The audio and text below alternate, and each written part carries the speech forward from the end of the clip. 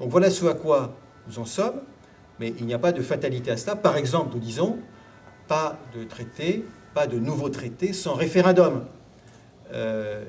Et quand on fait un référendum, quand c'est oui, quand c'est non, c'est non. Oui, on l'accepte. L'une des idées, c'est de faire un référendum pan-européen. Et de faire effectivement, voilà, pas de fatalité non plus à ces dégradations de la situation sociale.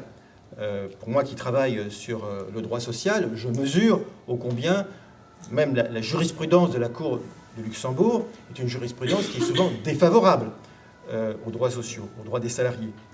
Pas de dégradation inéluctable. Un certain nombre, et Nouvelle-Donne en fait partie, propose un traité de convergence sociale.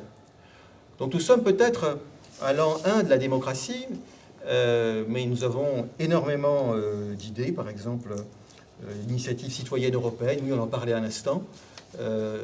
C'est sûr que l'initiative citoyenne européenne actuellement est une initiative qui peut aboutir à rien, parce que la Commission peut dire on ne fait rien, et si le Parlement peut prendre une résolution, ça peut n'aboutir à rien, car le Parlement n'a pas un pouvoir véritablement d'initiative des lois.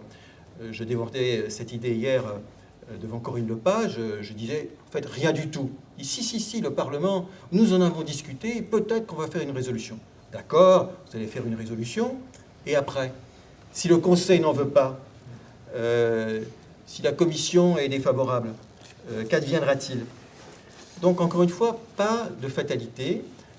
On peut imaginer une autre Europe possible, une autre Europe plus démocratique. Alors évidemment, ça veut dire qu'il faut marcher sur deux jambes.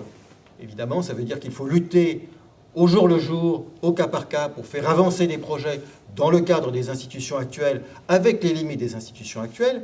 Et ça veut dire aussi qu'il faut, à moyen terme, imaginer une modification des traités ou imaginer de passer de nouveaux traités. Mais ça ne tient qu'à nous, enfin en tout cas ça ne tient qu'à nous, citoyens européens, d'imaginer cela.